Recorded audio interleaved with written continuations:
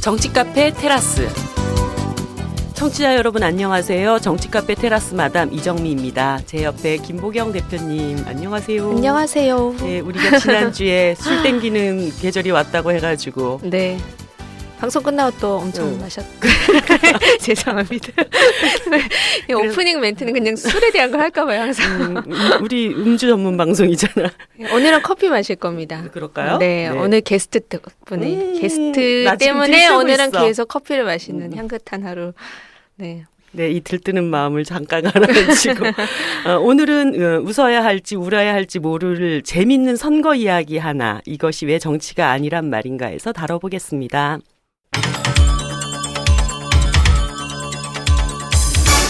예, 지금 페이스북 페이지 등 SNS 상에 엄청 재밌는 선거가 진행 중인데요. 바로 경영권 다툼으로 국민들 눈살을 찌푸리게 하고 있는 어딜까요? 롯데. 네. 그놈의 롯데. 아유, 정말. 네, 어제는 신격호 회장이 갑자기 병원에 입원했는데 대표 비서실에서 면회를 가려고 했더니 면회를 시켜주니 안 시켜주니 아무튼 참 기기묘묘한 그런 게 다 뉴스화 된다는 게 정말 신기하네요. 예. 근데 어쨌든 지금 여기 경영권 다툼을 멈추게 하겠다. 그룹 회장을 너희들끼리 싸우지 말고 국민들이 뽑아주겠다. 이러고 나선 분들이 있습니다. 일단 사람을 뽑으려면 후보군이 있어야 되겠죠? 네, 후보가 누군가요? 네. 자, 기호 가. 롯데는 이제 내 거. 신동빈 짜자잔. 기호 나번. 아빠는 내 편. 신동주. 예, 그리고 이제 유력한 후보로 떠오르고 있는 기호 다번. 하루살이 근로계약을 폐지하겠다. 로티. 그 로티가 마스코트죠. 네, 롯데월드에서 이렇게 탈쓰고 아이들에게 그 로티와 기쁨을 롯데라는 그 너구리인가? 네, 너구리. 두 마리 중에 한 마리인 거죠. 네, 그 로티가 지금 막강한 후보로 지금 진출해 있습니다. 바로 준비된 회장 롯데의 아들 로티던데요. 그러니까. 모토가? 그게 너무 웃겨서. 준비된 아들. 준비된 회장 롯데의 아들 로티. 그렇지. 아무튼 이게 이제 우리가 애정하는 청년 유니온이라는 곳에서 지금 네. 이 선거를 치르고 있는데, 이게 사실 이제 시발점은 롯데 호텔 뷔페에서 초단기 계약 알바로 일하던 김영 씨 네. 사연으로 시작이 됐어요. 3개월 일하는 동안 이분이 썼던 회사 측에 냈던 근로계약서가 총 84장이랍니다. 그러니까 매일같이 출근해서 하는 일이 근로계약서 쓰는 것부터 시작을 하는 거예요. 예, 그러면서 이제 이 사람이 근데 나 같은 사람은 수당을 어떻게 받는 거지 궁금해가지고 회사에 가서 취업 규칙을 좀 보여주세요. 그랬더니 그 다음날 바로 해고가 됐다는, 정말 참 그래서 청년 착취 대상에 롯데가 선정됐죠. 예, 네, 청년 유니온에서 선정한 2015년 10월에. 네. 예. 지난번에도 얘기했지만 취업 규칙이라는 게 원래 회사에서 일하는 사람들이 누구나 볼 수 있게 비치돼야 되는 것이고, 또 쪼개기 계약이라는 것 자체가 불법으로 다 판정이 나 있는데, 중앙노동위원회에서 이것도 이제 불법이니까 시정해라 명령까지 내려졌어요. 그랬더니 롯데가 그 다음에 한 일은 뭘까요? 모르겠네요. 이 김영 씨를 불러다가 3천만 원 줄 테니까 회사를 그만두지 않으련 이렇게 했던 거죠. 근데 김영 씨가 내가 돈이 없지 가오가 없냐 그러면서 이 부당한 회사 측의 행위를 좀 폭로하기 위해서 끝까지 지금 싸움을 하고 있다고 하는데요. 그러면서 이 문제가 좀 사회적인 공론화가 되고, 이 계열 롯데 경영권 다툼에 골몰하는 이 사업주들에게 좀 제발 이런 문제부터 바로잡지 않으련 하는 그런 어떤 퍼포먼스라고 생각이 듭니다. 일단 롯데가 거리 유세도 하고 재밌는 그러니까. 일들 많이 하는데, 혹시 마주치게 되시면 박수와 파이팅! 격려. 네. 선거가 언젠가요? 선거가 지금 계속 진행되는데 아마 롯데가 이길 때까지 선거를 하지 않을까? 아무튼 그런 생각이 듭니다. 저희는 준비된 회장을 맞이하게 되는 건가요? 공약이 좋던데요. 부모 직업 묻는 나쁜 이력서 폐지. 그러니까. 네. 예. 아무튼 이런 일들이 좀 사람들한테 하나둘씩 알려지면서 롯데 경영진들이 잘못하다간 내가 로티한테 밀리겠구나 이런 생각을 가질 이미 밀렸어. 그러니까 참 인격 없는 인간보다 로티가 차라리 나은 세상, 이것이 왜 정치가 아니란 말인가였습니다.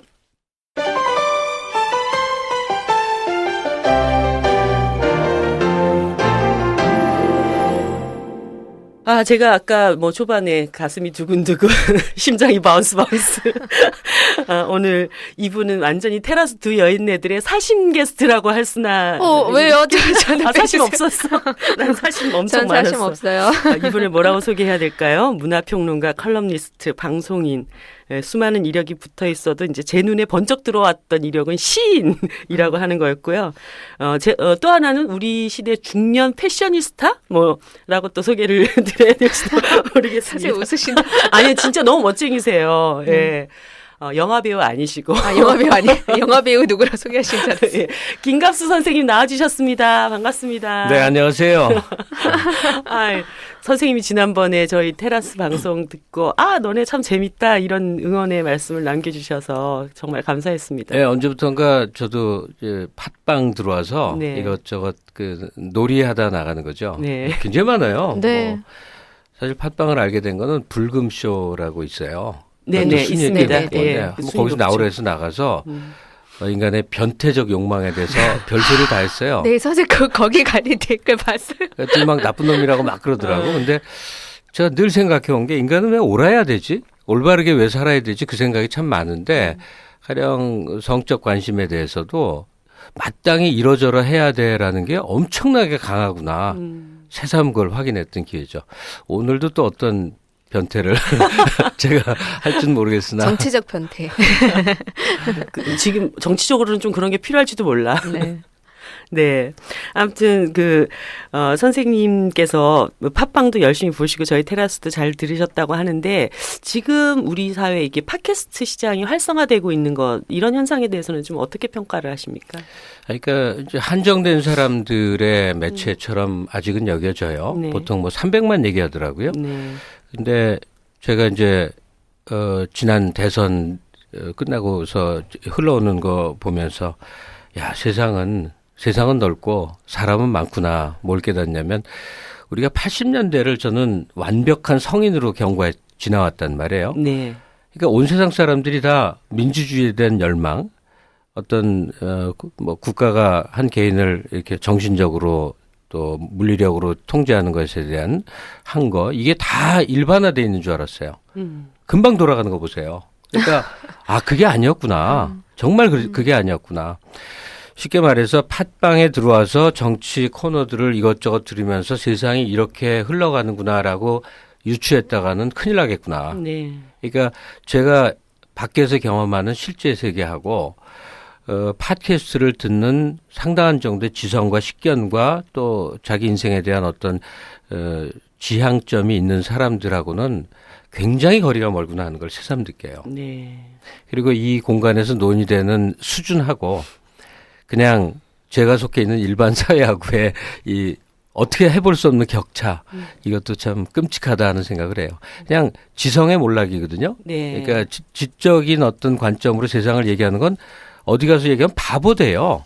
근데 이거는 옛날부터 그런 게 아니라 그렇게 되고 있는 중이에요. 지성의 퇴화, 지성의 몰락이라는 게 한 최근 10년 새에 아주 급격히 강화된 현상이어갖고 팟캐스트에 오면 마치 DJ나 노무현 대통령 시기가 계속 확장된 나라의 방송, 정규 방송 같은 그런 생각을 한다니까요. 네.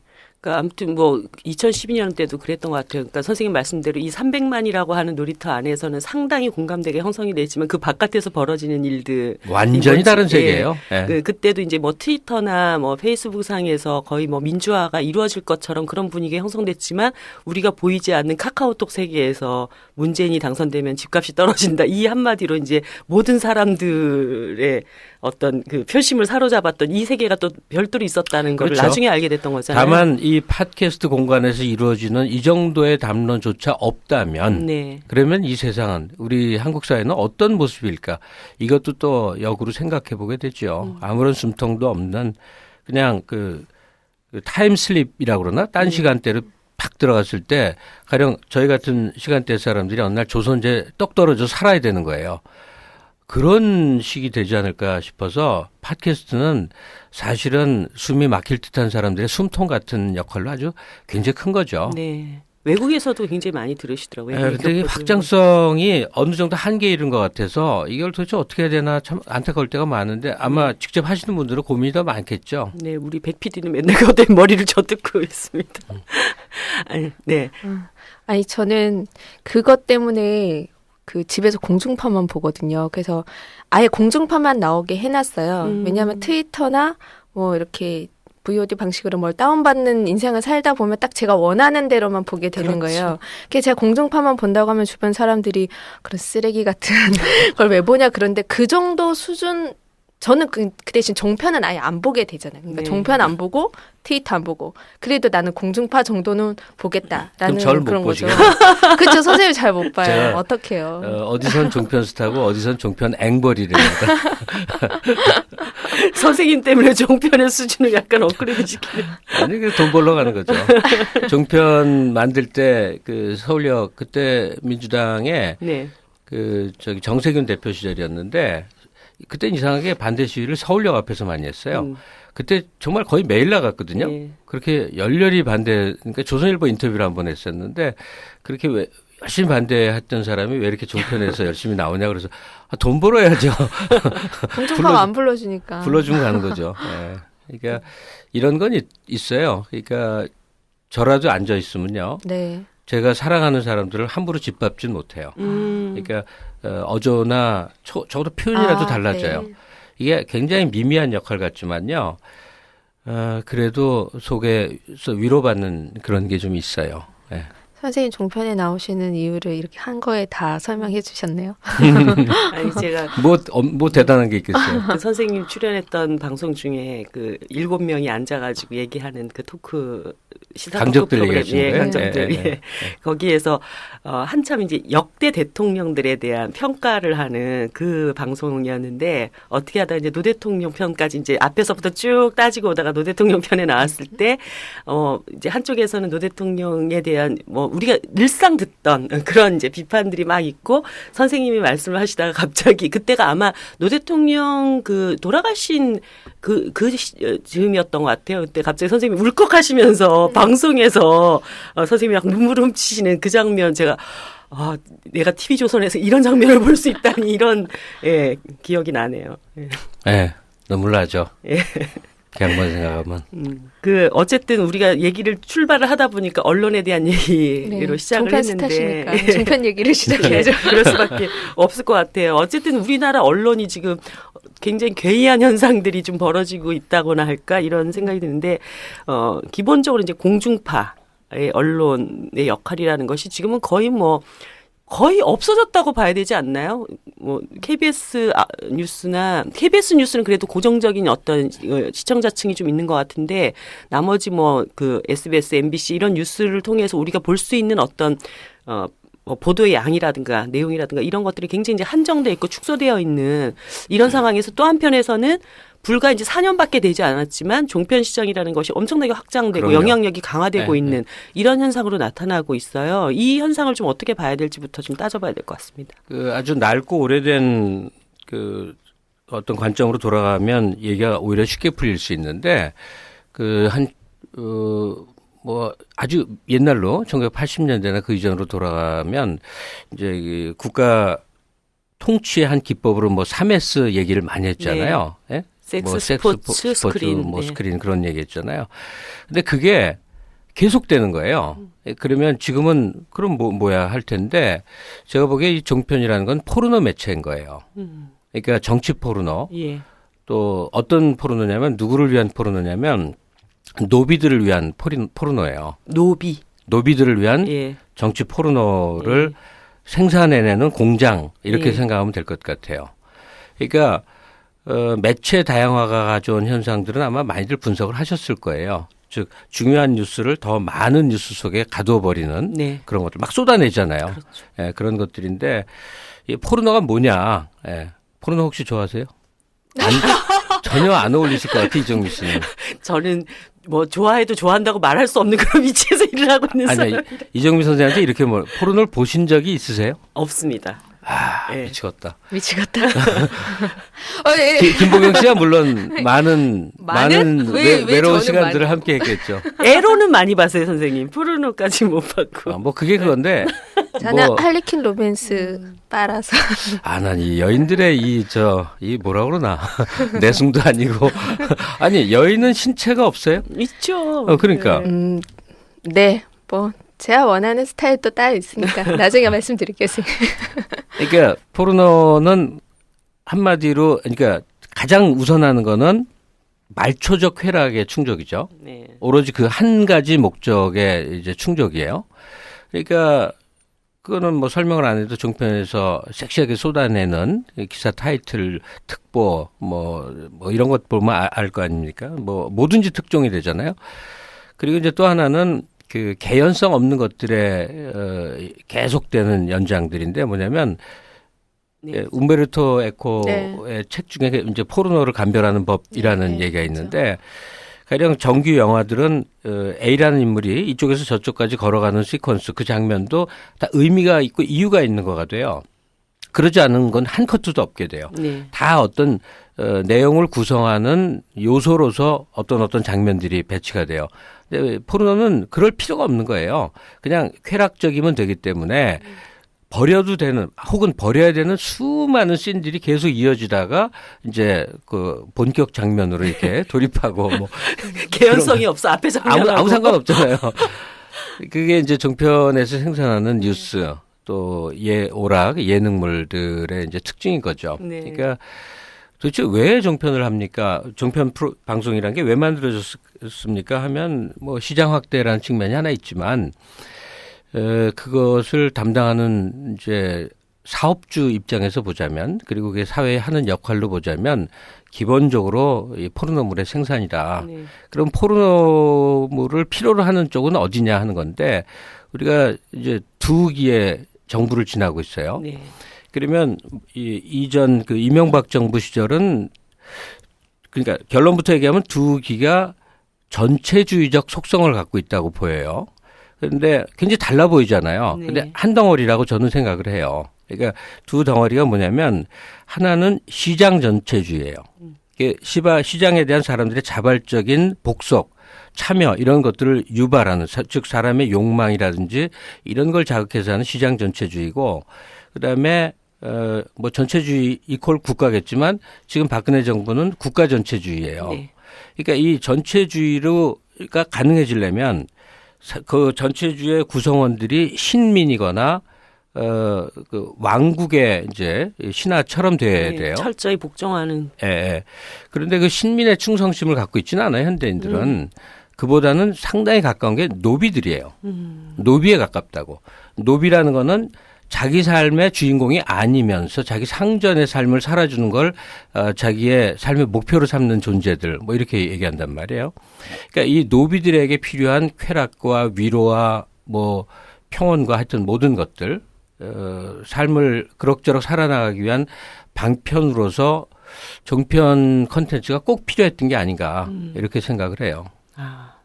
그 요즘 근데 제가 왜 이렇게 장엄한 얘기를 하고 있죠? 그러게요, 선생님. 왜 그렇게 저는 그러시죠? 굉장히 소소한 얘기를 하는 탄성이 사람인데 나오잖아요. 아, 받아 적어야 돼. 그 두 분이 잘못한 거예요. 네, 근데 모르겠어요. 여기 앉으시면 다 그렇게 되시더라고요. 왜 그러신지 모르겠어요. 글쎄, 저는 이상한 얘기 잘하는 사람인데.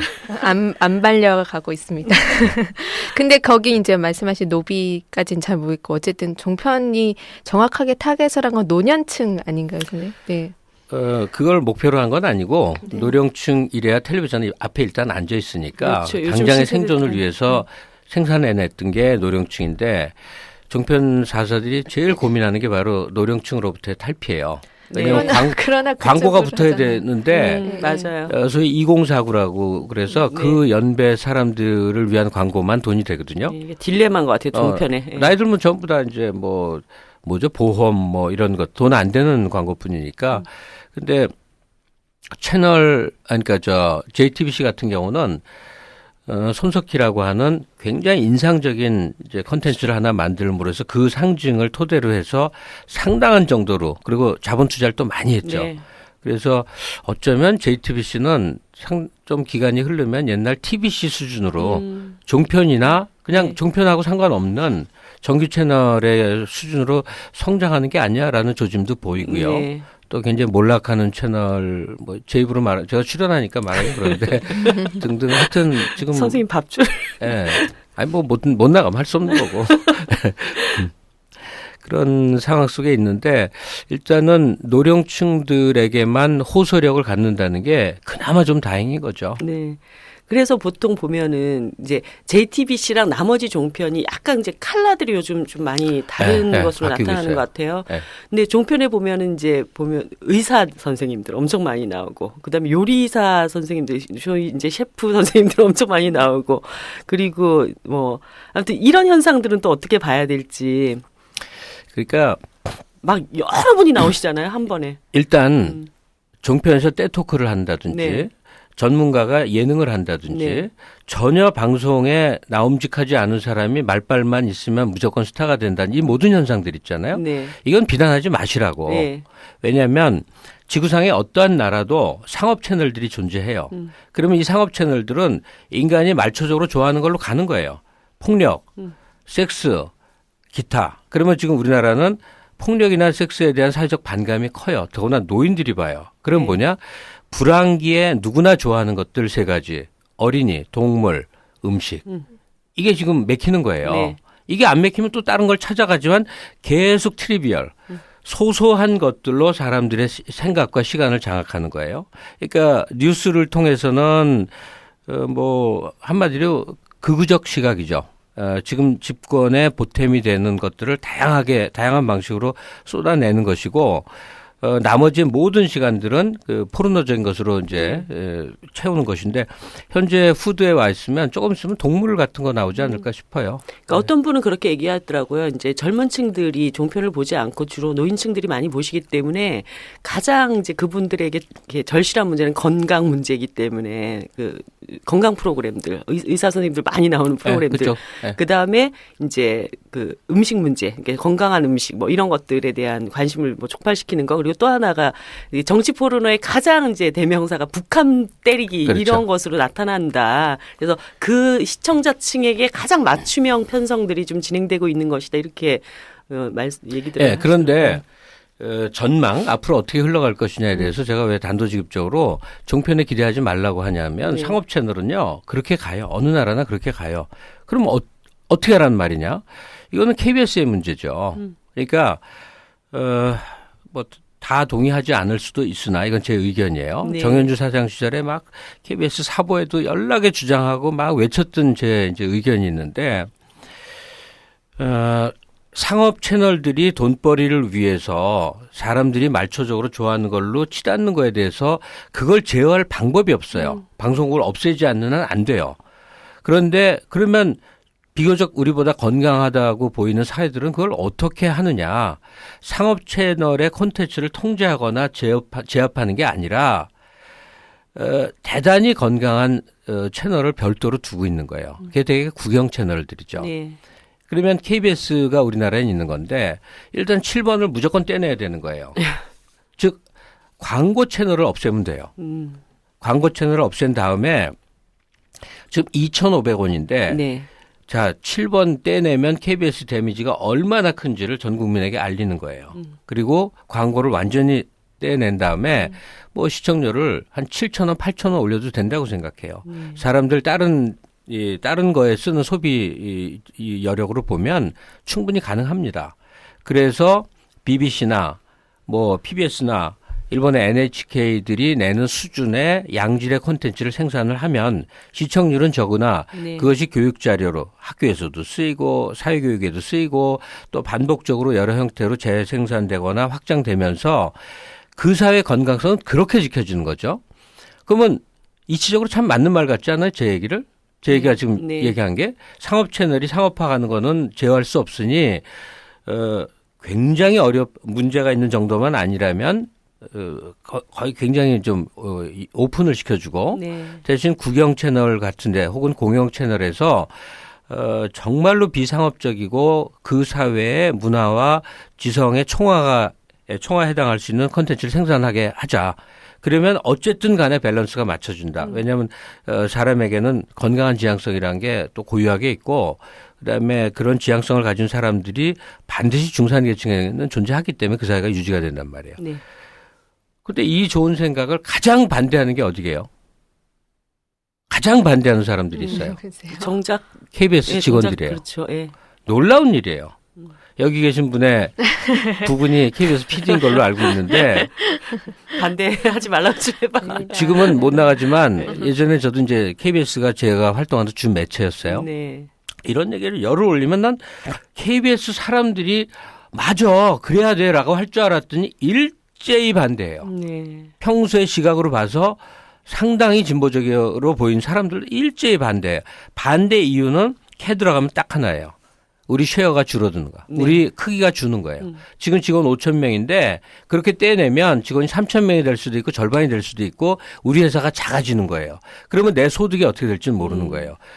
야, 이건 참 무서운 거구나. 언론인으로서의 자각이나 이런 것 그건 옛날 이라는 얘기고요. 건 뭐, 네. 예. 뭐 그 구조를 이제 어떻게 만들 수 있는지에 대한 얘기들을 제대로 준비를 안 한 상태에서 얘기를 하면 그냥 바로 말초져 그렇게 가고 또 큰 공장은 큰 공장 안에서 이제 여러 가지 문제가 있고 뭐 얘기가 갑자기 갑툭 튀지만 이제 한겨레가 국정교과서 이제 교육부 광고를 실느냐 안 실냐를 가지고 지금 안에서도 이제 말이 많은 것처럼 그 공공성을 이제 확보하는 그 미디어 전략에서 사실은 말씀하신 것처럼 비상업적인 부분을 떼내는 대신에 어떤 부분에서의 지지를 사실 자원으로 확보하는 거 말씀하셨듯이 이제 수신료를 굉장히 높이는 부분. 사회적 기회를 하는 거죠. 그러니까 그 기회를 놓친 거죠. 놓친 사실 거죠. 우리나라는 할 수 정해질 있을 때 때, 하려고 예, 그랬었는데. 그때 했었어야 네. 되는 게 네. 이제 놓친 게 있고. 이제 뭐 씨알도 안 예, 먹힐 것 같아 뭐 국민들. 제가 지금 정확하게 맞는지 모르겠지만 국가 그러니까 A매치 게임 있잖아요. 축구 같은 거 그런 건 엄청난 스폰서 같은 게 붙잖아요. 그러니까 제가 알기로 A매치는 다 BBC가 먼저 이렇게 되어 있다고 알고 있거든요.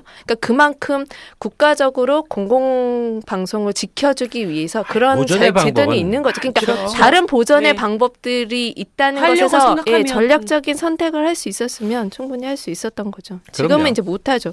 지금은 수신료 인상 자체를 저는 이거 자체를 과연 뭐 내야 되냐 말아야 되냐 뭐 국민의 세금의 문제 이런 문제는 아닌 것 같은데 이미 그런 지형을 만들 수 있는 실기를 한 지가 벌써 한 8년? 10년 됐잖아요. 근데 이런 얘기도 생각해 보니 참 한가하다는 생각이 드는 게요. 그러네요. MBC 망가진 거 생각해 보세요. 괜찮은 몇 년 사이에 정말 PD 요새는 직급도 없앴더라고. 그냥 아나운서도 MBC 사원이에요. 그러니까 누구라도 기술직도 마이크에 말 잘 들으면 앉힐 수 네. 있고 야, 어제 MBC 사람들 만났는데 놀랍더라. 완전히 변했는데 우리가 괜찮다고 여긴 PD들이 저 변방에서 물건 날르고 예. 돈 받고 그런 거 해요. 근데 선생님 저는 약간 얘기가 이것도 튀는 건데 방송 작가 중에 공채 출신이 없잖아요.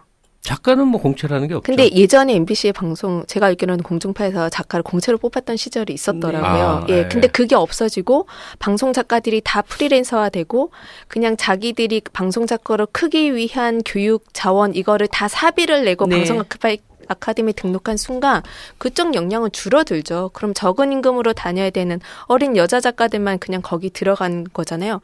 저는 그것을 방송국에 있는 어떤 그때의 노조, PD들 이런 사람들이 그냥 광고했다고 받게. 봐요. 그때 이미 끝났다고 보거든요. 저는. 그게 벌써 90년대 초반, 80년대 말이었던 것 같은데 좋았던 시절에 우리가 지켜야 될 보루들에 대해서 생각하지 못하고 있었던 거죠. 그러니까 늙은이들이 얘기 갑자기 또 앉아서 심각해져 죄송합니다. 옛날 한탄하고 저는 더 옛날 그러니까 결국 90년대 정말 어떤 그 노동자 의식이나 권리 의식들이 굉장히 성장할 때 잘했어야 되는 그런 것들을 잘 못한 네. 측면들이 있는 것 같아요. 예. 얘기가 막 또 갑자기 그러니까 지금 미디어 환경 얘기를 우리는 한 거잖아요. 네네. 그러면 옛날이 좋았어. 글로 돌아가자 이 얘기는 아마 씨알도 안 맥힐 것이고 그러니까 새로운 환경으로 지금 저도 이 팟캐스트 현장에 있고 종편이라고 하는 지금은 이제 극우 매체처럼 돼 있는 그러니까 새로운 것들이 막 있죠. 또 실시간으로 안 보니까 토렌트 파일로 마구 이제 돌아다니는 것들 이 변화된 환경 속에서 얘기를 해야 돼요. 근데 알고 보니 김보경 씨도 꽤 연식이 되는 그쵸. 바라. 네. 90년대요. 뭐 옛날이요. 뭐 이러고 앉았으니 지금 대학생들이 이 시간을 들으면 아이고 한심해 그러고 꺼버렸을 그러면은 것 같아. 노년층은 종편에 가 있고 젊은 세대들은 트위터에 가 있고 여기는 중간층이 밖에 모여 있는 건가? 그럼에도 불구하고 꼰대 티 안 내려고 무지한히 애를 쓰며 방송을 진행하고 있는 이 괴로움이요. 네. 이제 종편 얘기 조금만 더 하면 이제 JTBC 같은 경우는 처음 시작할 때 손석희가 9시 뉴스를 걸고 네. 나온 게 전 굉장히 컸다고 생각하거든요. 예, 그러니까 송곳 같은 드라마를 할 수 있는 것도 사실 손석희가 9시 뉴스를 이제 안착시키고 그 맨 처음 9시 뉴스 그 광고 동영상 저 지금도 기억나는데 한국사에서 9시 뉴스란 말이 얼마나 강력했었던가를 다시 한번 불러일으키는 그거였어요. 근데 이제 JTBC는 그렇다 치고 뭐 TV조선 그렇다 치는데 TVN 같은 데들 있잖아요. 네, 네. 그런 데는 어떻게 봐야 되나요? 이제 드라마나 예능이 되게 강한 쪽. 예, 근데 아니 뭐 TVN의 기능까지 부정을 해버리면 그건 네. 뭐 곤란한 거죠. 예, 뭐 이제 쇼, 노래, 젊은 가요, 층들이 뭐, 엄청 열심히 그럼 보죠. 그 예. 삶의 즐거움으로 이제는 더 이상 문자 시대가 지나서 이제 책 만드신 분 앞에는 죄송합니다만 괴로워요. 저도 책 읽은 지 안 오래됐어요. 금태섭 씨 신간이나 며칠 전 한 권 읽었나? 선생님 책 저자시잖아요. 책은 쓰지만 책은 읽지는 안 읽고 않는다. TV에 나가나 TV는 없어요. 그러면 다시 선생님은 어떻게 나왔는지 검증을 안 하세요? 아니 인터넷으로 방송. 필요한 걸 다운받아 보는데 그 많은 사람들이 그래요. 예. 저는 이제 외국어 능력이 없는데 유학 갔다 온 친구들 중에 좀 참신한 친구들 상당수는 절대로 한국말 책을 안 읽어요. 왜냐하면 비슷해지거든. 네. 그러니까 저 같은 경우 TV에서 뭐라고 말을 하는 사람인데 네. TV를 보기 시작하는 순간 원어브댐이 돼요. 안 봐야 돼요. 그러니까 모르고 나가는 수가 상당히 많은데 미리 이제 자료를 보죠. 네. 이런저런 걸로. 근데 잠깐 무슨 할 얘기가 있었는데 잊어버렸어요.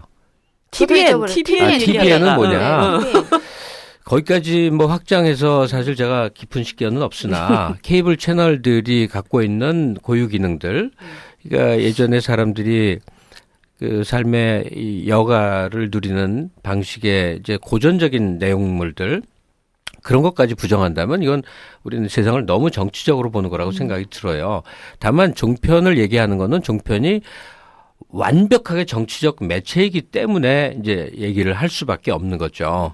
근데 참 아이러니한 걸 많이 느끼는데 예컨대 JTBC 같은 손석희를 어떻게 견디지? 이건 너무나 웃기게도 돈의 힘이에요. 그렇죠. 예. 홍석현 회장의 돈의 힘이거든. 네. 그런 여력 없이는 광고 몇 개 빼버리면 그냥 자빠진단 말이에요. 이게 아이러니야. 정말. 그러니까 우리가 이 세상은 이 겹쳐 있어. 중첩돼 있어요. 부정해야 될 것에 덕으로 또 뭐 긍정의 요소가 생기고 정반대고 막 이러더라고. 손석희라는 사람 자체야 정말 대단히 괜찮은 사람이죠. 네. 사실 JTBC 갔을 때 그게 엄청난 뭐 사회적인 이슈가 됐을 정도로 그래서. 가령 저 같은 사람도 별로 뭐 유명하진 않으나 이렇게 어떤 공간에서 막 논의가 되더라고요. 그러면 되게 욕을 먹어요. 뭐냐면 네가 종편에 나가서 이제 몇 푼 버는 걸로 부역을 하는 거다. 그러니까 그쪽의 극우적 성향을 완화시키는 일종의 액세서리 노릇 그런 거 한다. 알죠. 근데 필요한 액세서리도 있구나 하고 자기 위안을 저는 해요. 네. 왜냐하면 노령층을 상대로 한 그 프로그램에서 상식의 파괴라든지 다소는 진보적 관점이라든지 뭐 그게 아주 헛거라고 생각하지는 않거든요. 네. 만약에 그런 식으로 전면 부정을 해버리면요. 그냥 이쪽 강과 저쪽 강으로 나뉘어 살게 되는데 우리 편이라고 생각하는 이쪽 강은 아주 쪼그라든 작은 동네에서 아주 가난하고 미래가 없는 즉 전체가 될 수 없는 그런 세상을 영원히 살게 될 거예요. 그러니까 종편 출연을 마다하시는 강고한 진보 지식인들을 존경은 하지만 그렇다 해서 출연하는 사람 자체에 대한 그 아주 심한 그 비아냥 이런 네. 거에 대해서는 가끔 좀 부당하다 이런 생각도 해요. 아니, 정의당 안에서도 사실은 공중파 뉴스에는 우리가 뭐 만든 깨벗고 춤을 춰도 개박과 춤을 뉴스에 안 나와요. 죄송해요. 정말 엄청난 이슈가 터져가지고 뭐 지도부가 총출동해가지고 거의 뭐 이렇게 미친년 널뛰기를 해도 뭐 안 나오는데 그래도 그나마 정의당 뉴스를 다뤄주는 데는 뭐 뉴스 종합 채널이나 이제 종편에서 나온다는 거죠. 그게 뭐 부정적으로 보도를 했던 어쨌든 간에 어쨌든 얼굴이 한번 텔레비에 나가는 거예요. 거기는 할애될 시간이 많거든요. 예. 24시간 내에 그것만 하고 있으니까. 뭐라도 채워야 되니까 정의당 뉴스라도 보내는 거야. 근데 그게 핵심인 것 같은데 선생님 아까 그런 말씀하셨는데 정치 뉴스, 정치 미디어가 지금 다 그냥 종편에 가 있는 거잖아요. 그럼요. 예. 네. 근데 그리고 그 정치가 물론 그나마 정의당은 다르다고 하죠. 이 특정한 어떤 집단이죠. 그게 이른바 노년층으로 얘기인데는 그 집단적 이익에 충실하게 그러니까 선생님 말씀대로 하면 그걸 좋아하는 사람들이 딱 취향에 맞는 포르노. 그렇죠. 예. 네. 포르노라고 누구나 다 좋아하는 건 아니에요. 포르노도 여러 가지 종류가 있으니까 딱 그 사람들을 위한 포르노인데 그게 지금 대한민국 정치 시사의 재미를 다 가져가 버린 거 아니에요? 그러니까 민주정부 시기 중에 특히 노무현 대통령 시기 그때를 다른 여러 용어로 규정을 하는데 토론의 시대라고 그래요. 네. 그때 뭐 심야 토론, 백분 토론 또 SBS 뭐 하여튼 토론회가 뭐가 많고 합리적이고 이성적인. 그때는 뭐 연락의 논쟁들을 하고 이 세상에 가능한 머리 굴리기를 다 동원한 것 같아요. 예. 그때 노회찬도 스타가 되고 유시민은 그보다 좀 전부터였어요. 유시민은 네. 논객으로 조금 일찍 이제 명마를 얻고 진중권은 하늘을 날았어요. 말도 못하는 친구가 이렇게 완전히 하늘을 날았다니까. 지금은 어디 가 계시죠? 어딨나? 그 토론회 그리고 그 반대 쪽에서 하던 분들은 되게 뭐였냐면 지금 우리가 종편에서 보는 우파 논객이 아니었어요. 그분들은 뭐냐면 약간 전통주의자 비슷한 어르신들이 많았어요. 맞아요. 네. 예, 예. 내공 갖고 있는 그리고 학자풍의 사람들도 많았고 하여튼 달라요. 그러니까 제가 옛날에 10여 년 전엔 한국 사회가 토론회 시대였는데 지금은 토론 실종됐다 그러니까 상대방이 무슨 소리입니까? TV만 틀면 하루 종일 토론을 하고 있어요. 그래서 아차 종편을 놓쳤구나 그 생각을 한 거예요. 생각해보니까 정치 갖고 이쪽 저쪽 사람 모여서 하루 종일 네. 얘기하고 있잖아요. 네. 아 이걸 토론이라고 하는 거였구나. 제가 뭔가 이제 착오를 불러일으킨 거예요. 근데 지금 종편에서 이루어지는 정치 담론이 토론인가를 일단 검증해야 되겠죠. 네. 토론이 아니라 포르노라니까요. 정치 포르노. 그러면 토론은 없는 거네 지금 대한민국 미디어에서. 토론은 완전히 실종됐죠. 아니 나는 우리나라에 시사 전문 평론가 분들이 이렇게 많이 있는지 종편을 보고 알았어요. 정말 너무 많은 분들이 나와서 준비되지 않은 이야기를 너무 그냥 막 쏟아내고 있다라는 그런 생각이 들고. 네. 네.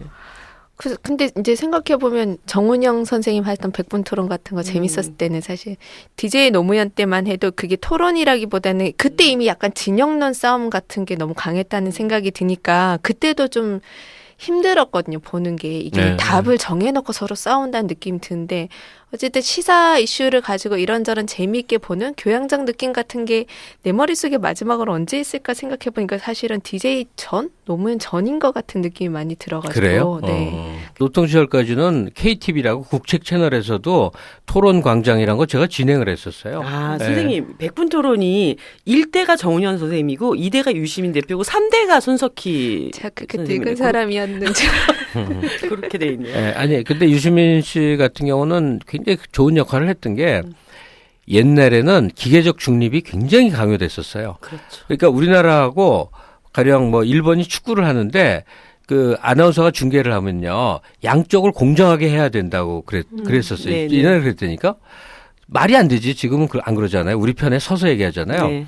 마찬가지로 토론에도 기계적 중립이 되게 요구됐는데 유시민 때 이르러서 이제 논쟁에 참여하는 토론자 이렇게 됐었어요. 그러니까 진행자가 논쟁의 일원으로 이렇게 가담하는 그런 식이었었는데 그때는 말꾼들이 참 많아갖고 어떤 쟁점이 나와도 심화시켜 말하는 그런 게 참 많았죠. 또 옛날이요. 아, 그 오늘 복고풍 방송을 하려고 왜 했던 건 이러고 있죠, 아니었는데. 미래전망 얘기를 예. 아직 시작 안 해서 그런 거죠. 네. 하면 한마디로 선생님 끝내실 것 같아요. 저 말을 아니 못하고 근데 있는 거 아니에요? 아까 선생님 그 정치 포르노 얘기할 때 저는 사실 그 중에 베스트 오브 베스트가 그 성완종 리스트 사건 터졌을 때 성완종 이완구 이름점 혹시 기억나세요? 아니요. 기억 못 하시나? 그 채널 A 뉴스에 저 종편 안 보잖아요. 성완종 이완구 해서 우리 고등학교 때 많이 해봤던 이름 아, 획수, 맞아. 해름 획수로 획수에서. 따져가지고 두 사람의 관계가 궁합. 어떤가 이게 뉴스 메인 뉴스였었다. 역술인도 나와서 또 역술인 나 관상 보고 뭐 저 사람은 어떻게 뭐 아무튼 그런 일도 있었습니다. 만약에 그런 콘텐츠가 그대로 있으면서 정치적 균형이 이루어졌다면 참 재밌었을 것 같아요. 네. 만약에 그게 가능하다면, 중요한 예. 얼마나 정치라는 것을 이렇게 연성으로 유연하게 볼까. 정치인의 얼굴 생김새 갖고 따지고 부인이 어쨌는지 갖고 스캔들 갖고 얘기하고 정치인 발언에다가 뭐 이상한 살 붙여서 그러니까 소설보다 재밌죠. 네. 이거는 리얼 버라이어티 쇼 딱 그거 아닙니까? 그러면 행복한 세상이었을지도 몰라요.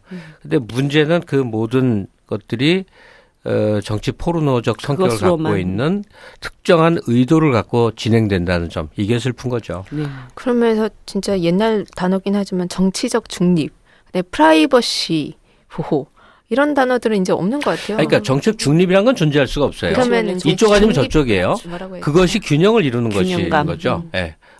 뭐 어떻게 균형이 어떻게 중간이 있냐고. 중간이란 말은 없어요. 중도 좌파, 중도 우파 할 때 조금 세냐 약하냐의 그런 얘기들은 가능한데 네. 중립 자체는 일단 논리적으로 성립이 안 되죠.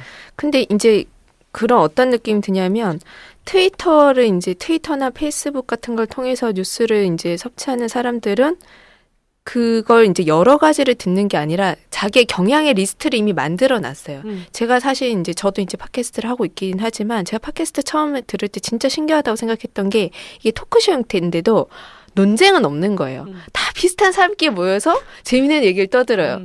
그래서 이미 팟캐스트를 뭘 선정할 때 이미 나는 답을 다 가지고 듣는데 그렇죠. 그걸 그렇게 안 하고 뭔가 좀 다른 얘기를 하면 댓글들에서 막 비난이 쏟아지는 거예요. 그러니까 이거 자체가 이제 대한민국 사회 자체가 굉장히 어떤 미디어가 그 집단화된, 예, 그래서 보편적인 어떤 미디어나 말씀하셨듯이 어떤 균형 감각을 얘기할 수 있는 공론장 자체는 이미 다 없어진 그런 느낌 근데 들거든요. 지금 하신 얘기에 제가 받아서 뭘 좀 얘기를 하자면 재미없는 얘기가 될지 모르겠는데 네. 제가 그- 재미없게 만들었어요. 아니 뭐냐면 틀리다라는 말을 잘못했다고 얘기하면서 네. 다름이다라는 얘기가 막 유행어처럼 그렇죠. 돌더라고요. 네. 다르다. 다르다. 그러니까 다름을 틀림으로 바라보는 세상을 개탄한다 이런 글들을 제가 여기저기서 보게 네. 돼요. 전 도저히 동의가 안 돼요. 옳거나 그른 거예요. 옳거나 틀린 거라니까. 네, 맞습니다. 다른 것은 뭐 네. 다른 영역에 있는데 가치를 판단에 있어서는 옳거나 그른 것이라고 저는 봐요. 예컨대 이게 보수라고 지칭되는 뭐 그 중에는 이제 뭐 좀 합리적인 사람도 일부 있으나 내가 논쟁하고 싸우는 저 대상은 저 사람이 틀렸다고 나는 생각을 해요. 다른 선택이 있어서 이쪽 선택이냐 짜장면이냐 짬뽕이냐 이 무슨 개뿔따구 같은 소리냐 이런 생각이 드는 거예요. 그러니까 우리가 선택 가능한 대통령들이 있어요. 그럴 때 이 사람이냐 저 사람이냐가 아니라 이 사람이 더 옳다고 믿는단 말이죠. 네. 그러니까 옳고 그름에 대한 판단을 하기 위해서 머리박을 싸매고 토론하고 싸우고 힘들고 그런 거지. 아니 그렇게 여유 있게 왼쪽이냐 뭐 짬뽕이냐 짜장면이냐 이런 게 아닌데 네. 많은 경우를 그래서 이런 얘기들 해요. 우리도 이제 공화정의 역사가 쌓였으니까 한 번은 보수 정권이 정권을 갖고 한 번은 진보 세력이 갖고 사이좋게 오가면 얼마나 좋을까 이런 얘기를 하는데 저는 도저히 동의할 수가 없어요. 네, 선생님 말씀하신 게 왜냐하면 무슨 진보 말인지 보수가 오간 게 아니거든. 그냥 군부 세력이 쿠데타를 통해서 정권을 찬탈했다가 시민 세력이 간신히 나와서 그래도 굉장히 완화된 형태의 민주정으로 좀 가다가 다시 그 군부 내지는 그 이전부터 내력을 가지고 있는 뭐 흔한 용어로 기득권을 가진 사람들의 자기 보호, 자기 그 권력과 재부의 연장선상의 노력을 막 하고 있는 거니까 하나는 옳고 하나는 틀린 거지. 이쪽을 선택했다가 저쪽을 선택했다가 그렇게 입맛대로 갈 일이 아니라고 본단 말이에요. 근데 선생님 저는 이제 그런 얘기에 아주 밑바닥의 심리적 근저에는 이런 게 좀 흐르고 있지 않을까 그런 생각이 들었는데요. 그러니까 지금 뭐 정치적 균형이 무너지고 소위 야권 진영이라든가 진보 개혁 진영을 보수 우파 쪽에서 엄청나게 지금 몰아붙이잖아요. 네, 그리고 파렴치한 사람으로 몰죠. 예, 뭐 그 파렴치함의 극단적인 이제 그 네이밍이 종북이고 예를 들어서 제 뭐 호가 종북인데. 종북 김갑수 선생님. 네, 방송 나오면 종북 김갑수입니다. 이렇게 인사하고 쾌도남마에서 항상 그렇게 했어요. 아니 그러니까 심지어 종북은 자랑스러운 거다. 종북이라는 단어를 새로 쓰시는데 혁혁한 공을 네, 세우고 네. 계셔. 우리는 그러면 김갑수 선생님을 종북이라고 이름 지으면서 나머지 모든 그 종북 바운더리를 넓혀. 근데 이미 방송에서 말한 거지만 종북이 왜 자랑스러운 거냐면요. 종북 척결 국민대회에서 네. 아마 스팸으로 쫙 뿌렸나 봐요. 저한테도 이메일이 왔는데 그 종북자를 규정하는 법, 색출하는 법, 색출하는 법. 네. 그래서 1, 2, 3, 4 한 10개 항목이 있는데 민주주의를 과도하게 외치는 자. 뭐라고요?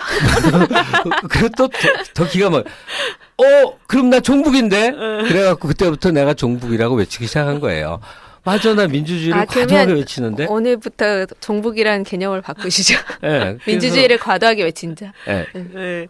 아무튼 뭐 그런 뭐 선생님뿐만 아니라 지금 1,000만 서울 시민을 대표하고 있는 박원순 서울시장, 뭐 이재명 뭐 시장 이런 사람들을 다 이제 종북 자치단체장이고 저 사람들은 다음번 선거에 완전히 이제 죽여놔야 된다 이렇게 얘기하는 방송인들도 있는 이런 상황이기 때문에 잠깐요. 예. 중간인데 제 의견은 네. 저쪽이 네이밍을 하잖아요. 네. 그 네이밍하고 싸우지 말고 네. 받아줘요. 예. 가령 이재명도 종북이고 박원수도 종북이고 역사학자 90%도 종북이고 저도 네. 너도 너도 나도 종북. 그러면 종북이 다수고 종북이 팔을 치는 종북의 세상이잖아. 우리 그럼 모두를 그러면 다 같이 종북을 하면 진짜 되잖아요. 오늘 한 얘기 중에 가장 신세대다운 전략이에요. 감옥과 바깥 세상이 그럼 바뀌어 있는 종북 사람 종북이 지금 여기 바깥에 종북에 또 빨갱이라고까지 하잖아요. 네. 그러면 난 아주 빨갱이다, 유쾌하게 난 빨갱이다. 빨갱이다. 왜냐하면 기본적으로 빨간색을 좋아하고 그다음에 빨갱이 출신들 멋있는 사람 많잖아요. 체게바라 이런 사람이 이제 멋있잖아. 그렇죠. 그리고 잘생겼잖아. 빨갱이 기본적으로 얼굴이 잘생기고 멋있다. 그럼 역대 잘생긴 빨갱이 10명 이런 거 올려가지고 그럼. 트위터에 막 올려다니고. 유럽에 뭐 많죠. 엄청 뭐 많지. 빽빽하니까. 그럼. 예. 개한네요. 아, 그거 빨리 뽑아보고 싶다. 제일 잘생긴 빨갱이 10명. 어쨌든 오빠마도 넣어주면 좋겠네. 우리 받아봅시다. 잘생긴 빨갱이 추천 뭐 이런 거 받아가지고 다음번 테라스에. 외모 차별주의라고 또 한 소리 들을 거야 분명히. 그러니까 심상정 대표가 국회 원내대표 이제 저 국회 대표 연설을 하게 되잖아요. 네. 그럼 인사말을 이렇게 하는 거예요. 안녕하세요, 의원 여러분. 존경하는이라고 그러죠. 네, 존경하는 의원 여러분. 종북 빨갱이 심상정입니다. 이렇게 인사를 하는 거예요. 그럼 뭐 이제 저쪽에서 뜨악해 하잖아요. 네. 그럼 그 뜻은 마음대로 생각하세요. 예, 네, 그 뭐 마음대로 생각하시라고. 왜냐면 어차피 뜻이 없잖아요. 그냥 넌 나쁜 놈이다라는 뜻이잖아요. 그러니까, 예. 종북이 북한하고 아무 관계가 없거든요. 왜냐면 4대강을 반대하는데 왜 종북이냐고. 그렇잖아요. 북한하고 관계 없어. 넌 나쁜 놈이야. 우리 편이 아니야라는 뜻이니까 그건 맞잖아요. 네, 4대강을 반대하는 종북 빨갱이 누굽니다. 뭐 이런 식으로. 유엔이 민주주의를 너무 외치고 있는 종북 빨갱이. 유엔이 종북이잖아요. 그 국정교과서 하지 말라고 그랬다고. 네. 그러니까 종북이나 빨갱이는 아무 의미가 없어요. 그냥 그런 원래 걔네들이 갖고 있는 거니까 그냥 그렇다고 해주면 되는데 왜 싸우냐고. 예. 제가 이 얘기를 어쩌다가 여기까지 하냐면 다른가 틀림 네. 이걸 주장하는 이 심리적 근저에 이제 그렇게 몰리면서 한마디로 이제 이 사회가 균형이 있는 사회고 이렇게 누구나 같이 공생할 수 있는 사회인데 우리를 좀 너무 이렇게 정말 그만 쳤으면 좋겠다라고 하는 것에 대한 그 심리적 근저에 그런 것들이 뭔가 조금 더 이성적으로 표현되는 방식이 다름이라고 하는 이런 방식으로 호소하고 있는 게 아닌가 이런 생각도 한편에서는 들더라고요. 그러니까 오름이 다수가 되면요. 그때는 다름을 얘기할 수 있을 것 같아요. 네. 그러면 네가 오름을 독점했어? 이제 비난이 쏟아져요. 뭐 진보연 하는 사람들이 자기가 가장 정의로운 척해 뭐 어쩌고. 근데 거기에 굉장히 사람들이 소위 진보 쪽에서 위축돼 있더라고요. 네. 왜 위축되냐고. 옳다고 믿으면 옳은 것이지. 그렇죠, 맞습니다. 그러면 권력이나 돈은 아주 극단적인 소수의 사람들이 다 먹는 게 아니야. 옳잖아요. 네. 너무나 명백하게 옳은 것들 있잖아요. 네. 거기에 대해서도 괜히 위축돼 갖고 그러니까 정의의 독점 뭐 이런 거에 대해서 굉장히 뭐 진보연 하는 사람들이 이제 아닌 척하려고 애를 쓰는데 가만히 생각해서 누가 봐도 옳으면 그냥 옳다고 하면 되는 거예요. 예. 그래서 좀 얘기가 또 제가 심각하게 만드는 재미없는 사람이라 얘기를 하면 싸우는 사람들 있잖아요. 언제부터 농성하는 사람들. 이런 사람들에 대해서 그냥 열심히 싸운다 또는 안 됐다라고만 하지 저 문제는 우리가 해결해야 돼. 이런 농성을 하거나 저렇게 힘들게 싸운 사람도 있는 것 자체가 사회 문제야. 이런 공감대 자체가 되게 없어요. 그리고 저는 어떤 느낌이냐면 그 다름의 정치라는 말이 되게 유효했던 시기가 있었죠. 민주화 시기 때. 근데 말씀하신 것처럼 이게 옳고 그름의 싸움으로 안 가면 싸움 자체를 할 수가 없는 거예요. 우리가 내 방식으로 이거를 잡기 위해서 내가 권력을 잡기 위해서 싸우는 게 아니라 싸울 수밖에 없어 싸우는 거잖아요. 지금 그런 게 없는 거죠. 뭐 굉장히 중요한 얘기인데 소위 연대감 예. 나랑 상관없는 사람인데 그의 삶의 고통이 네. 나의 책임감으로 느껴져서 투신을 해. 네. 그러니까 세월호 유족하고 아무 관계 없는 사람이 거기 가서 같이 시위를 해. 이런 게 연대감이잖아요. 네. 근데 이 연대감은 80년대 최고조에 이르렀다가 지금은 거의 형해화돼 있는 다 부스러졌어요. 네. 그러니까 없는 연대감에다 대고 막 소리를 질러 너희들은 왜 연대감을 갖지 못하냐 이렇게 호소하면 그냥 비웃음만 사는 그런 일이 되더라고요. 네. 당장 우리 아들이 대학생인데 내가 왜 이런 얘기를 하거든. 아무 상관없는 사람들의 고통에 동참 내가 왜 거기에 관심을 가져야 되고 왜 함께해야 관심을 되는가. 가져야 되느냐 이거죠. 나하고 상관없는 일에 왜 내가 관심을 가져야 네. 되느냐 하는 거죠. 그러니까 이 상실된 연대감 다른 사회 분위기 속에서 옛날식으로 그 어떤 당위론 우리는 마땅히 이래야 돼 이게 안 먹히는 것 같아요. 참 그래서 어렵죠. 그러면 해법이 뭘까? 근데 이게 해법이 안 되면 안 된다고 말해 주세요. 저는 해법이라고 생각하니까. 네. 세상에 진보적 신념을 그렇게 투철히 뇌리에 새기고 사는 사람이 얼마나 있을까? 저는 생각보다 적을 거라고 생각해요. 네. 그 반대쪽도 국가, 공동체, 가족, 뭐 민족 아무리 떠들어도 사실은 이권 추구적 성격이 훨씬 강해서 보수 연하는 거죠. 왜냐하면 제가 만나본 기업인들은 대다수가 진보 보수 아니었어요. 네. 이익이 되는 쪽이 쓰는 것뿐이에요. 그러면 뭘까? 그리고 또 스윙 보터들 있잖아요. 사람 보고 이때는 이 당도 찍었다가 저 당도 찍었다가 정의당도 찍었다가 새누리당도 찍는 사람이 있거든요. 예전에 민주노동당 때 그랬어요. 진짜로 그러니까 정당 있어요. 투표는 민주노동당, 네. 후보는 새누리. 그러니까. 그때는 한나라당이었죠. 이런. 그런 사람들 흔히 뭐 아무 생각 없는 사람이라고 하는데 사실은 그 사람들의 삶의 투철함은 또 30% 정도 된다고 누가 추계를 하더라고요. 그러니까 이런 지형도 연대감은 해체돼 있고 그다음에 소위 오리엔테이션 정치적 지향성은 그다지 선명하지 않은 이 상태에서 그러면 어떻게 하면 이기고 뭉치게 하고 앞으로 개척할 수 있지? 제가 생각에는 센 쪽이 이기는 거예요. 센 쪽에 붙는 거예요. 되는 쪽에 붙는 거예요. 네. 그러니까 사람들은요 왜 그래서 자꾸 노비노비 하냐면 이게 저 얘기가 길어지겠다. 우리가 영화 사극을 보면 왕이나 영웅에다가 자기를 동일시해요. 근데 자기가 그 주위에 이렇게 부복하고 있는 노빌 확률에 대해서는 조금 생각을 안 해. 근데 실제 삶은 아니거든요. 네. 예. 뭐냐면 의외로 제가 저 대선 끝나고 어디 신문사에 칼럼 쓸 일이 있어서 진짜 알 것 같으나 몰라서 묻고 다녔거든요. 대체 당신은 치킨집 사장이고 당신은 택시 운전사고 당신은 굉장히 가난한 사람인데 왜 새누리당 후보를 찍어요? 라고 정말 그대로 물어봤어요. 이 워딩 그대로. 답은 정말 놀라울 정도로 똑같이 돌아와요. 그래도 있는 사람이 더 나아요. 그래도 힘 있는 사람들이 그 뭘 해도 해요. 네. 있는 놈이 덜 먹어요. 많이 배운 사람이. 이거거든.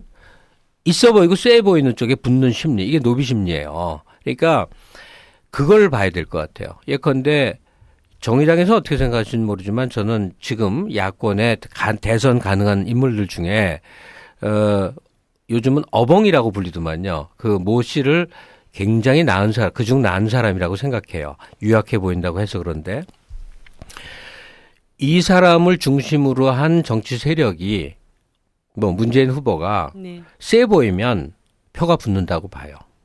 세 보이면. 그렇다고 뭐 투사적 목소리 빡빡 외치라는 게 아니에요. 세 보이는 건 딴 게 아니라 이 세상을 뒤집는 거예요. 이 말 안 하셨으면 그 세다라는 말에 대해서 사람들이 상당히 오해했었겠어요. 아니 정책이나 혹은 내가 내가 대통령이 돼서 이 세상을 뒤집겠다는 네. 정도의 우리가 몇 번이나 세상을 뒤집었는데요. DJ나 노통이 세상을 뒤집은 정도는 우리가 상식으로 이제 알고 있으니까 일베에서 떠는 소리 말고 정상적으로 보면 어떤 결과를 가져왔는지 우리가 아니까 다른 걸 하나를 봅시다. 내가 DJ와 노무현 두 대통령을 빼놓고 한 명 더 고르라면 제일 좋아하는 제일 그래도 괜찮아 보이는 대통령이 누군지 아세요? 전체 중에. YS인가? 아니에요. 박정희? 노태우예요. 대우? 네. 다 틀렸네? 아니 생각을 해보세요. 맨날 거리에서 돌 던지고 투쟁하는 거 좋아하는 사람 없거든요. 네, 네. 적어도 살만하고 온건한 사이가 좋거든요. 노태우 대통령이 그 모든 걸 만들었어요. 네. 왜 가능했느냐? 노동자 실질 임금을 자기 임기 내 3배를 상승시키니까 네. 그 여력이 두터운 중산층을 만들었어요. 그리고 그걸 배경으로 해서 북방 정책을 할 수 있었고 그렇지. 이후에 뭐 그 YS가 추진했던 많은 것들의 배경을 만들어 놨다니까요. 네. 그게 뭐 떠밀려서 그랬지. 근데 뭐 떠밀려도 잘 밀린 거 아니에요. 그러니까 역대 대통령 중에 가장 저평가받고 있는 대통령이 노태우 그럼요. 대통령이라고 얘기를 하죠. 네. 이런 게 세상을 뒤집는 거라 이거예요. 조용히 뒤집은 거죠. 사실은 87년 대변혁의 결과물이 그걸 가져온 거니까 노태우의 공을 돌리는 건 좀 우습지만 네. 세상을 뒤집는 게 혁명도 이런 것들이 있단 말이에요. 그러면 지금 만약에 앞으로 우리가 큰 선거를 통해서 세상을 바꾸는 것 중에 그러면 제일 큰 과제가 뭘까 생각해 보자고. 남북 통일합시다. 무슨 개소리냐고. 저는 통일 반대론자가 됐어요. 외국인 노동자 연변 사람들 이렇게 학대하는데 네. 진짜 뭐 꿈 같은 일이 일어나서 덜컥 한 나라 돼 보세요. 더 난리가 나. 얼마나 학대할까? 저는 이북 출신이거든. 네. 얼마나 멸시하고 2등 국민, 3등 국민으로 평안도 사람, 함경도 사람 여길까? 그거 생각하면 끔찍해요. 연방제라는 길이 있잖아요. 연방제. 네. 남북통일 갖고 지금 큰 슬로건 안 돼요. 세상을 뒤집는 걸로도 안 돼요. 여러 가지가 있는데 그러면 가장 단순한 거는 결국은 최상위 계층과 아래 계층들의 임금 격차예요. 그러면 미국의 민주당 대선 후보 할아버지나 제레미 코빈 같은 사람의 주장을 왜 못 내세우냐고. 중간층을 잡아야 되고 온건파를 잡아야 되고 재벌의 어느 정도의 신임을 얻어야 되기 때문에 그런 과격한 주장할 수 없어라고 하지 말고 네. 어떤 수단 물론 이제 과세를 통해서겠죠. 뭐 한 500조쯤 있다며요. 그게 사실은 못 빼서요. 왜냐하면 국내 경제에 수렴되지 않는 재벌들의 사내 유보금이요. 한국 경제에 수렴되지 될 수가 없다는 거예요. 회계상. 왜냐하면 여러 나라에 걸쳐져 있잖아요. 못 뺐는데요. 그러니까 다른 그런 뜻이 아니라 어떤 방식으로 하여간 위에 있는 돈을 중간 이하에게 그냥 거의 혁명적으로 너 사회주의 하려고 그래?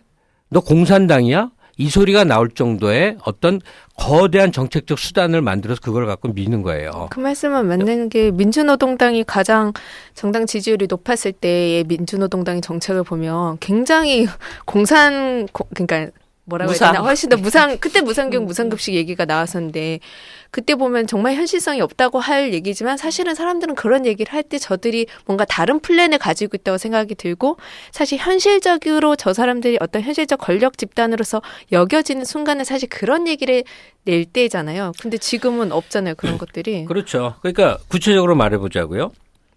노태우 때는 이 근로 조건이 단순했기 때문에 임금 상승만으로 네. 이게 가능했어요. 근데 지금은 어떻게 할 거야? 정규직은 어떻게 하고 비정규직은 어떻게 하고 단기 계약직은 안 되는 거야. 그러면 방법은 그 정반대예요. 정부에서 재정 투자를 하는 거야. 그러니까 전면 복지를 시행해서 예컨대 300만 원 버는 사람이 지가 지출하는 돈이 확 줄어서 500만 효과나 600만 효과를 만들어주면 그러면 돈이 벌어지는 거잖아요. 그거 하겠다고 하는 거예요. 그러려면 국가 예산이 지금 복지 예산이 뭐 가령 100조가 든다고 쳐봐.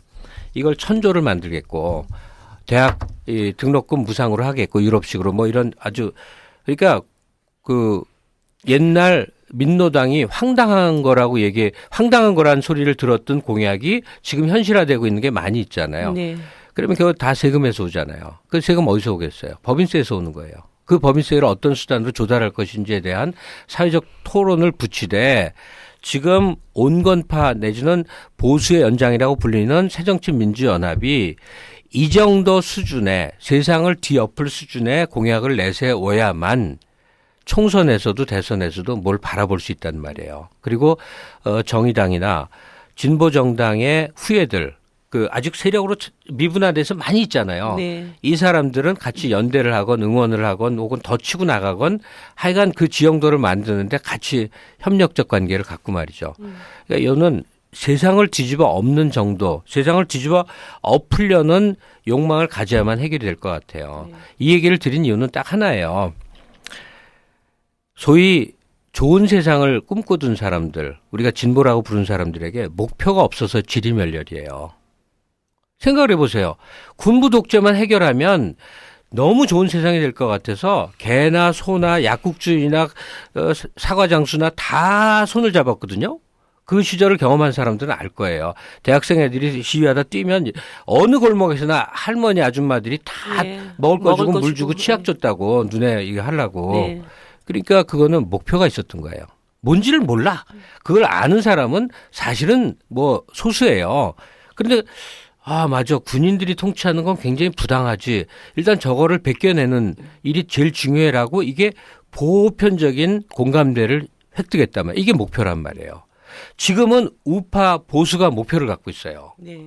너무나 선명한 목표가 뭐냐면 위험한 빨갱이 사상을 가진 놈들이 사회에 너무나 많이 포진해 있어서 이 놈들을 걷어내고 즉 대한민국을 부정하는 나쁜 세력을 빨리 없애서 아주 위대한 박정희 대통령 이래에 좋은 건강한 아니야 거기 쓰는 용어가 건전한 국가를 만들자라는 목표를 갖고 있어요. 정말 그 결의에 불타 있어. 어버이연합회가 그 결의에 불타 있다니까. 그거에 비해서 민주진보진영, 개혁진영이라고 하는 사람들은 지금 우리가 지향하는 사회가 뭐지? 그러면 산산이 흩어져 있어요. 목표가 없다니까. 그러니까 그 얘기를 하더라고요. 새누리당은 지난 10년 동안 정권을 빼앗겨봤던 경험 속에서 두 번 다시 이런 일을 이 전철을 다시는 밟아서는 안 된다라고 하는 굉장히 절실한 절박한 어떤 의지를 가지고 뭐 다음 대선을 준비하고 있는데 소위 야권에서는 정말 그렇게 정권 교체를 이루겠다는 절절한 어떤 그런 의지가 별로 느껴지지 않고 또 그 사람들을 대변해야 될 사람들이 저기가 참 내 편인 것 같다 이런 느낌을 또 주지 않는 이런 상태가 너무 오래 지속돼 온 이 상황이 어쨌든 뭐 지금 한국 경제나 전반적인 상황이 이렇게 악화되고 있는 상황에서 정신을 빨리 차리고 남은 한 1년 반 정도 동안 이렇게 예측 가능한 것이 아니라 정말 그 예측을 뛰어넘는 어떤 힘으로 선생님 말씀하셨던 세다라고 하는 그런 것으로 뭔가 이렇게 전환될 수 있는 그런 과정이 좀 돼야 될 것 같다는 그러니까 생각이 센 놈한테 네. 붙어요. 네. 그리고 그 센 놈이 되는 듯 보이면 불이 일어나요. 확 붙어요. 이 세다는 게 이제 기존의 강한 권력을 쥐고 있다라는 뜻은 아닌 거잖아요. 그렇지. 예전에 노무현 대통령도 사실은 뭐 그 누가 될 권력 줄 알았어요. 자원으로 보면은 그게 세다고 볼 수 없었지만 그런 불이 일어났던. 저는 그냥 무조건 다음 세상에 저희 아들 비정규직으로 안 살게 해줄 정권에다가 밀어줄 겁니다. 저의 목표 강조 계속 아주 단순해요. 네. 그러니까 상위 계층의 그 거대한 자산 이전 여기에 이제 용어를 잘 만들어야 되겠죠. 좀 복지라는 말도 식상하고 뭐 그러니까 그걸 뭐 남북 통일 이런 건 개념이 선명하잖아요. 그러니까 하여튼 거대한 자산 이전을 계획하고 있는 새로운 정권을 만들겠다. 네. 그러면 우리들의 삶은 근본적으로 달라진다. 그러면서 뭐 대만의 예를 들 수도 있고 뭐 많이 하고 있잖아요. 네. 그렇게 큰 계획, 세상을 뒤집는 계획을 어쨌든 지금 야권으로 분류되는 전체가 통일된 대우를 만들어야 돼요. 네. 그래서 무지하게 노력하면 혹시 정도예요. 그런데 이 모든 제 얘기는 다 아마 개꿈일 거예요. 아니에요, 선생님. 그렇게 얘기하면 어떻게? 왜냐면 저희들이, 왜 개꿈이냐면 네. 제가 보건대 제가 역술인으로서 말하건대 역술이? 우리나라는 망할 거예요. 분명히 망해요. 그럼 어떻게 망하냐면 필리핀이나 멕시코가 될 거예요. 그냥 안 돼요, 그거는. 아니. 진짜. 10년 후에 우리 봅시다. 우리가 저는 대한민국에서 오래오래 살다 죽고 싶은데 그 망하면 어떡해요? 근데 망해요. 안 망할 수가 없어요. 그러니까 한때 잘 나갔다가 거꾸로진 나라들이 왜 똑같은 이유로 거꾸로진지는 알잖아요. 저도 글로도 쓰고 뭐 여러 번 얘기를 했는데 급격히 성장했다가 거꾸로져서 영원히 못 일어나는 나라들이 이유가 똑같다. 뭐냐. 고도성장기에 성장을 이끌었던 주역들이 대물림하면 망하더라요. 2세, 3세, 4세. 예. 그게 똑같거든요. 그 집안 똑같아요. 지금 우리나라가 그거거든. 그런데 그렇죠. 그렇게 되지 않은 나라 지금 150년 동안 선진국에서 한 번도 이탈하지 않았던 10개 국가 프랑스, 미국, 독일, 영국 뭐 있잖아. 일본 뭐 이런 나라들. 그에 온 주류 교체가 계속 있었단 말이에요. 네.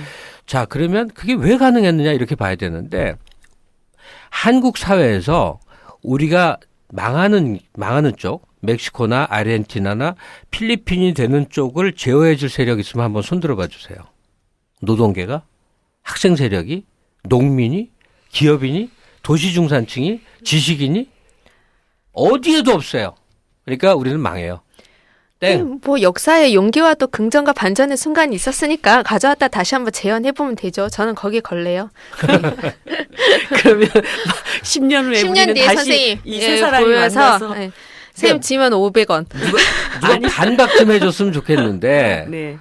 아무도 반박해주지 않는데 우리는 망할 것 같아요. 선생님 그러면 계속 망한다고 떠드셔야 되겠다. 그러면 이제 사람들이 이제 정신 번쩍 경각심. 들지. 예. 선생님 그것 때문에 얘기하시는 똑같은 거야. 전략으로 나 종북이다 쓴 것처럼 선생님 그럼 계속 망한다고 말씀 많이 하고. 아니 망한 상태가 뭐냐면요. 망해도 사람은 살거든. 나라도 네, 있고 맞습니다. 사회도 있고 학교도 있어요. 근데 망한 게 뭐냐면 하루하루 사는 거예요.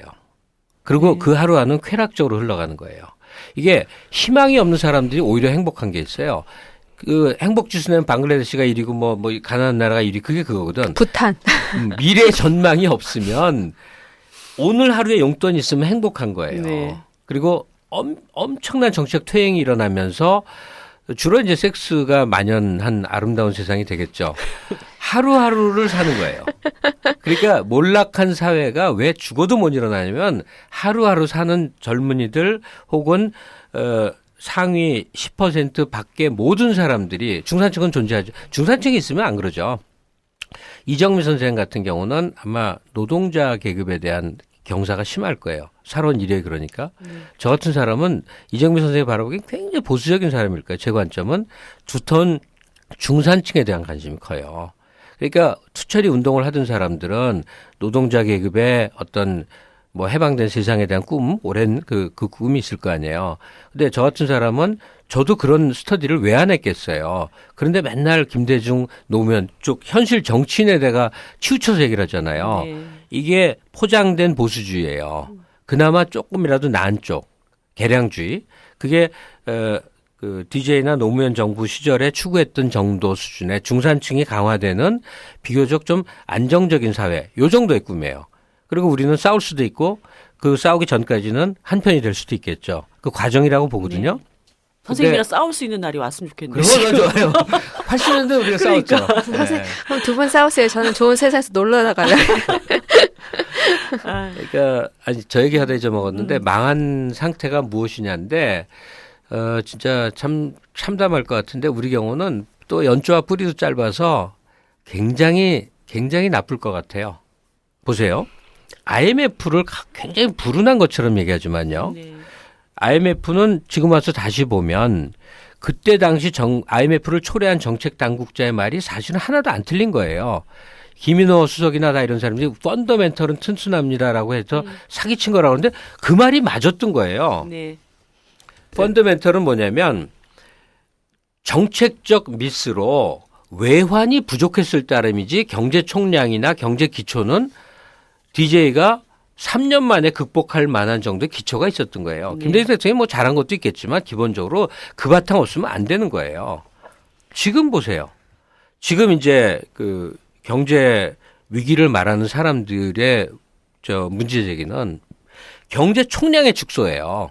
외환이 곳간이 비어서 채우면 되는 문제가 아니라 제조업 전체가 총량적으로 줄어드는 그런 문제예요. 그다음에 미래 성장 산업 쪽에 완전히 공백 상태가 되고 있는 쪽의 축소예요. 그러니까 우리 뭐 경제도 여러 부문이 있는데 네. 총량적으로 쪼그라드는 가운데 이 경제 격차는 엄청나게 벌어진 가운데 사회 의식은 거의 말살 상태로 살면 어떻게 돼요? 그냥 자빠지는 거예요. 그리고 이미 자빠졌는데 그게 끔찍한 결과 눈앞에 안 보이니까 그래도 우리 한민족은 저력이 있잖아. 곧다고 소리를 하고 있는 거라고 저는 봐요. 망했다고 봐요. 이미 망했다고. 예, 저는 사실 선생님께서 말씀하셨던 이제 이런 사회 제어 세력들이 지금 굉장히 취약해졌다라고 하는 점에서는 충분히 동의를 하는데 이것이 취약해진 원인 중에 하나는 정치적 균형이 무너졌기 때문이라고도 저는 생각을 하거든요. 그런 측면에서 어떻게 보면은 정치가 다시 균형감을 살릴 수 있도록 하는 진보 정당의 역할이 매우 중요하고 정의당이 그런 역할을 하면서 그 세력들에게 다시 뭔가의 역할들을 이렇게 북돋을 수 있는 그런 기반을 좀 만들고 싶다 이런 생각들을 많이 하고 있습니다. 예. 제가 즉답을 하자면요. 지금 뭐 한국 사회 문제는 대중의 문제거든요. 네. 그렇잖아요. 지금 박근혜를 불러온 건 대중이에요. 네. 뭐 노령층으로 그러지 말자고요. 대중의 욕망들이에요. 네. 일배가 소수가 아니에요. 대다수가 일배예요. 그러니까 그러면 그 대중의 문제, 대중 권력의 시대죠. 여론조사 갖고 뭐 이것저것 다 하잖아요. 그러니까 군부 권력에서 민간 정치 권력에서 지금 대중 권력까지 왔어요. 이 대중 권력이 그러면 어떤 형태로 갈 것이냐는 눈에 불을 보듯 뻔해요. 엄청난 퇴행과 낭떠러지로 가요. 이 대중 권력을 대중 한 사람 한 사람에게 각성과 뭘로 그건 없는 거예요. 그러니까 제가 동의하려고 말한 건데 해법은 정치밖에 없는 거예요. 네. 오로지 정치예요. 그러니까 어떤 수염 기른 친구가 닥치고 정치라고 뭐 그러지 않았어요? 네, 저기 누구냐? 네. 그때보다 그 책이 나올 때보다 훨씬 심각한 수준으로 지금 닥치고 정치예요. 그러면 어떻게 될까 예견을 해보면 분명히 닥치고 정치 쪽으로 절박한 심정으로 많은 사람들이 올 것 같아요. 앞으로 이루어질 두 차례 총선과 대선은 옛날에는 영호남의 싸움처럼 보여졌었어요. 아마 그건 굉장히 약화될 것 같아요. 네. 있어도 약화될 것 같아요. 지금은 두 가지인데 하나는 세대 대결이 제일 클 것 같아요. 20, 30, 40대의 박탈감과 5, 6, 7, 9 이상의 이제 세대 대결이 가장 중대한 변수가 될 것 같아요. 또 하나의 변수는 언제나 상존하는 모든 선거에 상존하는 게 이제 경제 상황이에요. 네. 그러니까 그 폭탄이 그 선거 과정 동안에 터질 것이냐, 다음 정권으로 이양될 수 있으냐 이제 그 문제일 텐데 지금 제일 큰 걸 이제 당장 부채 문제를 들잖아요. 가계부채, 공기업부채, 뭐 정부부채 다 합쳐서 뭐 몇천 조, 하여튼 엄청난 얘기 하잖아요. 근데 그게 한국 경제 총량의 40몇 %밖에 안 돼서 아직 10년은 더 버티, 요런 소리 해요. 그 사기라고 하는데, 그러니까 그 경제 변수가 없었으면 김대중 대통령도 노무현 대통령도 없었듯이 지금 또다시 경제 폭탄이 올 것 같아요.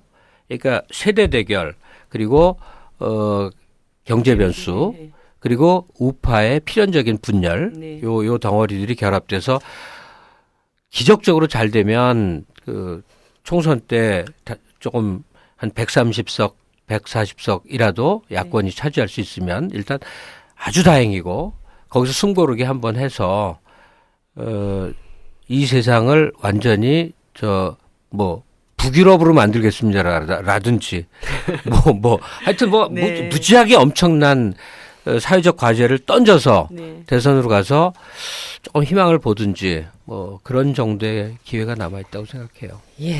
선생님하고 1시간 동안 어떻게 하다 보니까 팟캐스트 종편에서 시작해서 대한민국 미래 전망까지 거기다 특히 더 중요한 것은 내년 내후년 대한민국의 이 선거 시기에 야권의 승리의 빛에까지 저희들이 사사를 받은 느낌이 망할 건데 이런 얘기를 뭐하러 했는지 모르겠어요. 선생님은 계속 그렇게 말씀하시고 저희들은 망하면 안 되니까 빨리 어떻게 정신 차리자 이러는 또 계기가 되지 않을까 싶습니다. 변태 방송으로 가서 심의를 걱정하려고 그랬더니 그게 아니고 항상 우리는 음주를 통한 고품격 방송을 지향하고 있다니까. 전 그 이상한 얘기를 잘하는데 오늘은 너무 장엄하다. 선생님 근데 그런 얘기 말고 이런 얘기 하실 때 훨씬 더 이런 용어 쓸 때 훨씬 더 섹시해 보여요. 근데 이제 더 이상 여자에게 잘 보일 나이를 지났기 때문에 그냥 이러고 살래요.